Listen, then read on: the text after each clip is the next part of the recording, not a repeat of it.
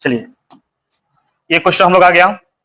Question कर रहा है कि जो भी क्वेश्चन क्या कर रहा है कि जो माइक्रोप्लाई किस में पैदा है, जो माइक्रोपाइल है ना ये किस में पैदा है, ओल में, सीड्स में, ए या बी दोनों में या फल में। देखिए हम यहाँ पर फिगर दे दिए हैं। देखिए ये हमारा क्या है, ये हमारा सीड्स है, सीड मतलब जो बीज है ये हमारी ओल है ना। अब देखिए इसमें जो माइक्रोपाइल है ना ये कहाँ पैदा है। देखिए ये जो यहाँ पर जो छिद्र है, जो द्वार जैसा दिखाई दे रहा है, ये क्या है, माइक्रोपाइल। देखिए यहाँ पर क्या है, माइक्रोपाइल। सेम वही चीज जो ये बीज होते हैं ना, जो बीज होते हैं, अब बीज में ही क्या होता है, ओल होता है। यानी कहने का मतलब कि दोनों में हो जाएगा। जो माइक्रोपाइल है ये कहाँ पाया जाएगा, ओल में भी पाया जाएगा और सीड्स में भी। तो हमारा सही आंसर क्या हो जाएगा, सही आंसर हो जाएगा सी। सही आंसर क्या हो जाएगा इसका, C is right answer. C is right answer.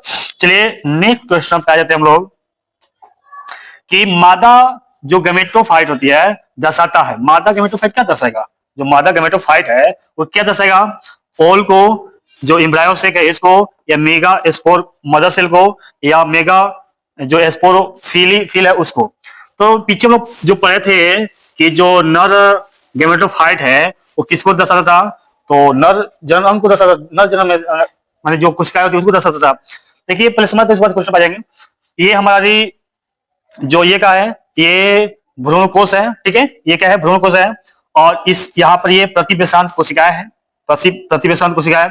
ये ध्रुवीय केंद्रक है, ये क्या है, ध्रुवीय केंद्रक है। और इसी के नीचे होता है, क्या होता है, द्वितीय केंद्रक। द्वितीय केंद्रक वही द्वितीय केंद्रक है जो नर युग्मक से संलग्न होकर भ्रूण कोश बनाता है, ठीक है।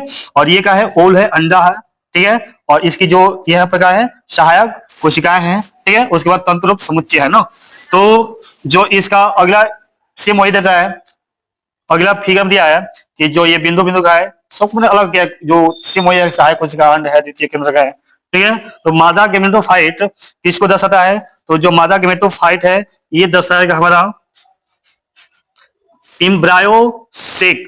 इम्ब्रायोसेक मतलब हो गया भ्रूण कोश, किसको, भ्रूण कोश। तो ये हम लोग जो फिगर था ये किसका था, भ्रूण कोश का। तो जो मादा गैमेटोफाइट किसको दर्शाता है, भ्रूण कोश को। तो सही आंसर हो जाएगा हमारा B. B is right answer. चलिए अगला क्वेश्चन में फिर फिगर वही है, ठीक है। नहीं होना सॉरी। अगला है निषेचन के समय किसी प्रारूपिक द्विबीजपत्र के मादा गैमेटोफाइट होते हैं।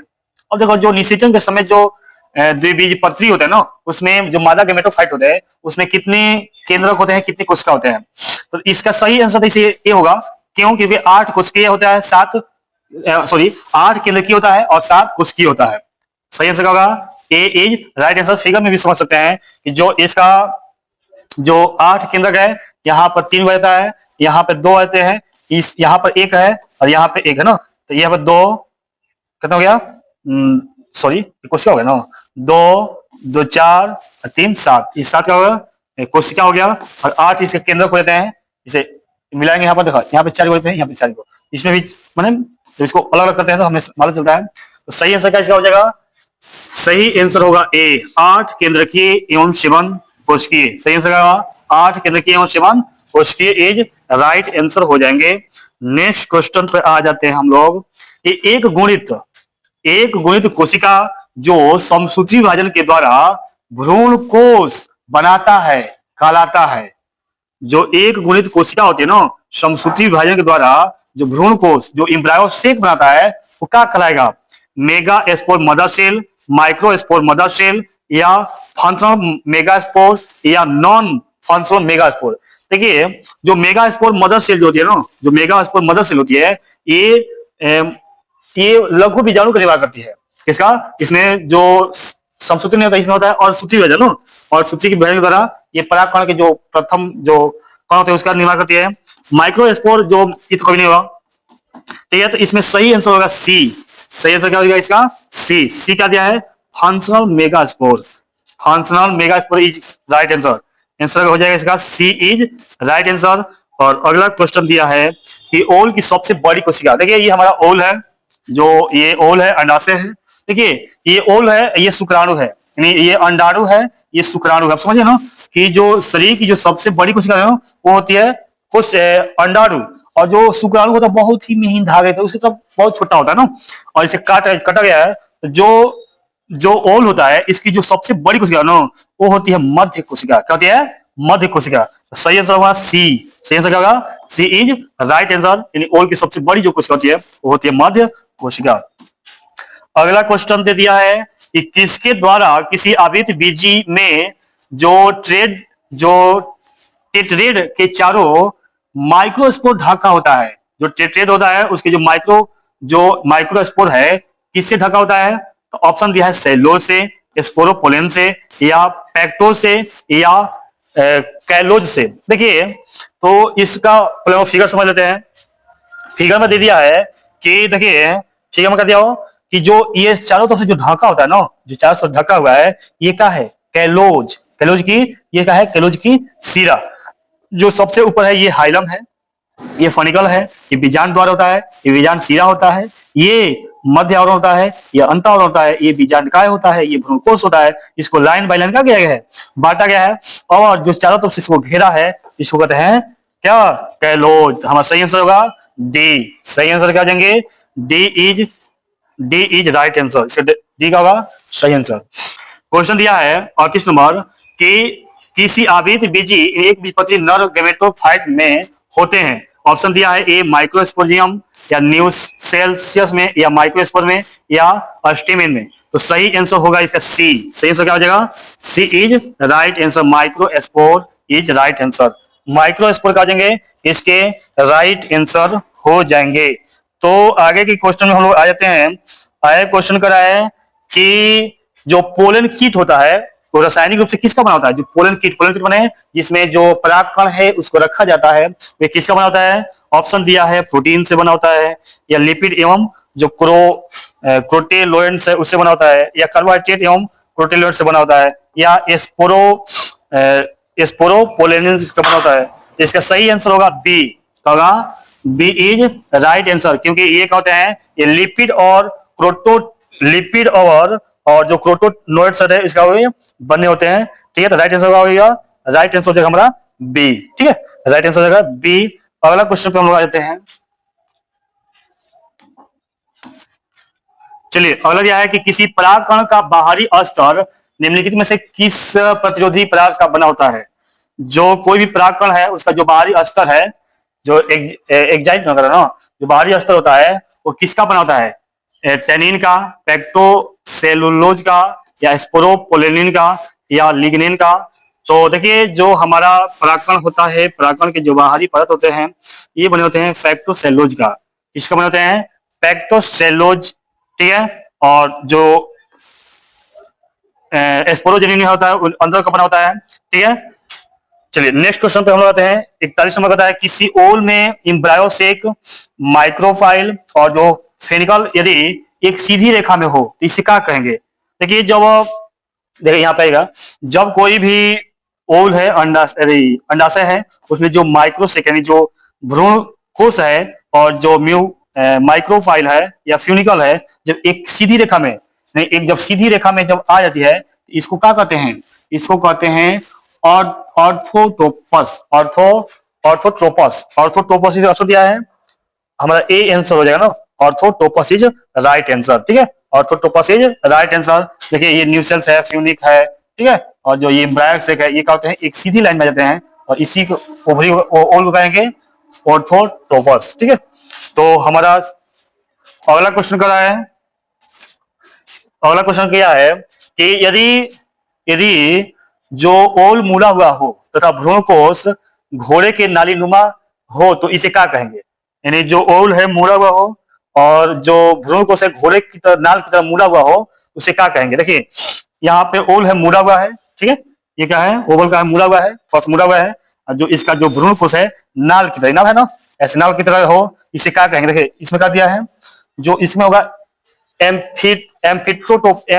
एम्फिटोपस। इसका क्या हो जाएगा हमारा? एम्फिट्रोपस।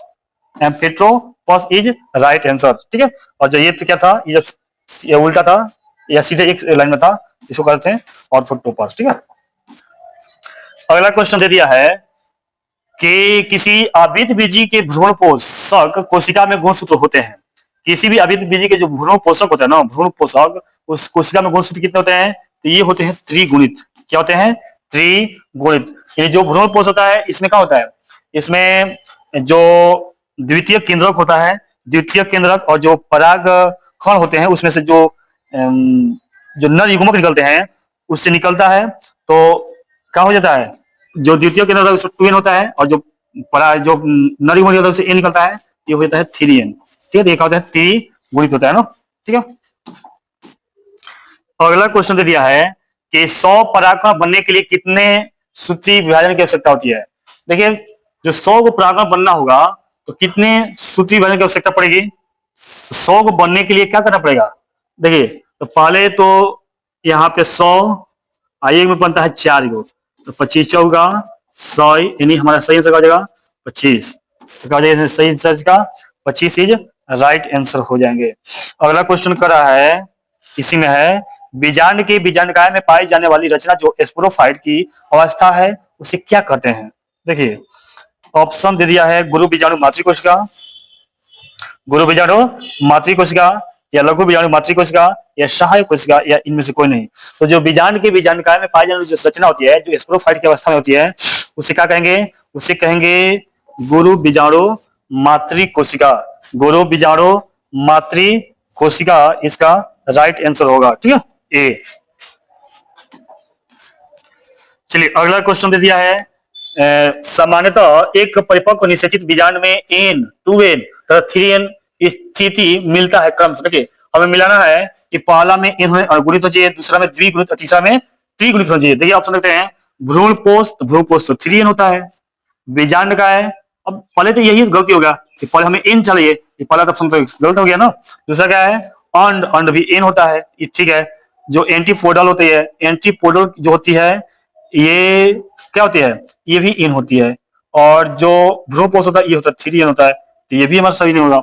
अगला है अध्यावरण, या जो अंड होता है ये लास्ट में इन आ गया, ये भी गलत हो गया। ठीक है, तो पहला होता है एन होता है, बीजांड का 2n होता है और भ्रूणपोष होता है 3n होता है। सही आंसर हो जाएगा हमारा डी। 47 नंबर का सही आंसर होता है डी। ठीक है, और अगला क्वेश्चन है कि ऑर्थोटोपस बीजांड में बीजांड द्वार तथा निभाग होते हैं। जो ऑर्थोटोपस ना, ऑर्थोटोपस जो बीजांड होता है, ओल होता है, उसमें बीजांड द्वार और निभाग होता है। ऑप्शन दिया है, ए बीजांड वृत्त से तिरछा होता है, बीजांड वृत्त के 90 डिग्री होते हैं, या बीजांड वृत्त के सीधा और रेखा पर। तो सही आंसर होगा बीजांड वृत्त के सीधा रेखा पर होते हैं। फिर वही फिगर होगा, बीजांड का फिगर का हुआ वही हुआ, निभाग है, ये ध्रुवीय केंद्रक है। ठीक है, ये बीजांड का है ना, इस तरह से क्या होते हैं? ये सीधा होते हैं, इसी को हम कहते हैं ऑर्थोटोपस बीजांड। ठीक है, चलिए नेक्स्ट क्वेश्चन पे आ जाते हैं हम लोग कि बीजांड में और सूत्री विभाजन होता है। बीजांड में और सूत्री विभाजन होता है बीजांडाय में, गुरु बीजाणु मातृकोशिका में, या गुरु बीजाणु में, या आर्किड। तो जो बीजांड होता है इसमें और सूत्री विभाजन किसमें होता है? तो गुरु बीजाणु मातृकोशिका में होता है। गुरु बीजाणु मातृकोशिका से ही क्या बनते हैं? गुरु बीजाणु बनते हैं। क्या बनते हैं? गुरु बीजाणु, गुरु बीजाणु बनते हैं। ठीक है, और एक जो मातृकोशिका होती है वे 4 गुरु बीजाणु का निर्माण करती है। चलिए, अगला क्वेश्चन दिया है, परागकणों में विशेषकर कौन सा विटामिन नहीं होता है? तो जो परागकण होता है, पीछे में पढ़ते परागकण का नाम, तो परागकण में विटामिन ए बी पाया है, ए पाया है, डी पाया है, लेकिन के नहीं पाया है। तो हम सही आंसर क्या हो जाएगा? डी आंसर, यानी विटामिन के अनुपस्थित होता है। सही आंसर क्या होगा? डी। चलिए, अगला क्वेश्चन दिया है कि बीज के उस अंकुरण को जिससे बीजपत्र भूमि से ऊपर जाता है क्या कहते हैं?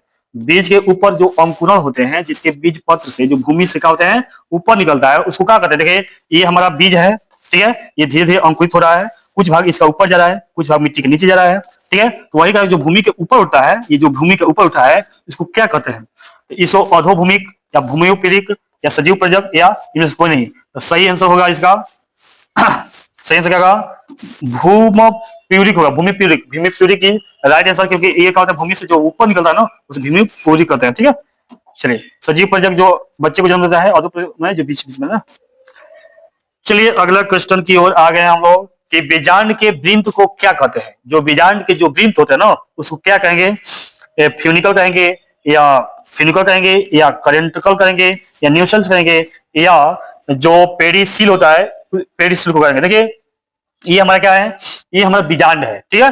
बीजांड के ये जो सबसे ऊपर ये होता है रेफी होता है, उसके बाद जो ध्रुवीय कोशिका होती है और इसमें जो डॉट यहाँ पर होता है ये क्या है, ये हाइलम होती है और इसके जो अंदर छोटी छोटी जो रचनाएं होती है ये अंड कोशिकाएं हैं। ये क्या है, अंड कोशिकाएं हैं, ठीक है। और इसमें जो सहायक कोशिका भी है, बीजांड वृत्त भी है, ठीक है। इस तरह से ये चैलेजा भी है, चैलेजा को निभाग को चैलेजा कहते हैं। ये द्वितीय केंद्रक है, भ्रूण कोश है, बीजांड का है, ठीक है।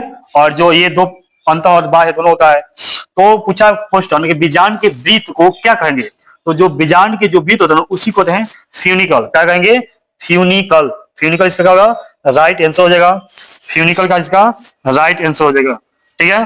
तो नेक्स्ट क्वेश्चन, एक सेकंड भैया, नेक्स्ट क्वेश्चन पर हम लोग आ गए हैं और यहाँ पे कह रहा है कि क्या कर रहा हो, वह स्थान जहां बीजांड वृत्त से जुड़ता है। देखिए जौन जिस स्थान पर बीजांड वृत्त से जुड़ता है उसे क्या कहेंगे। देखो जो बीजांड है बीजांड वृत्त से जुड़ता है, जो बीजांड है ना, ये जो बीजांड है, ये जो बीजांड वृत्त से जब जो बीजांड वृत्त से जब जुड़ेगा ना उसे कहेंगे नाभिका। क्या कहेंगे, नाभिका, नाभिका, ठीक है। तो इसमें जो सही आंसर हमारा होगा डी, नाभिका ही राइट आंसर। इसका क्या होगा, नाभिका।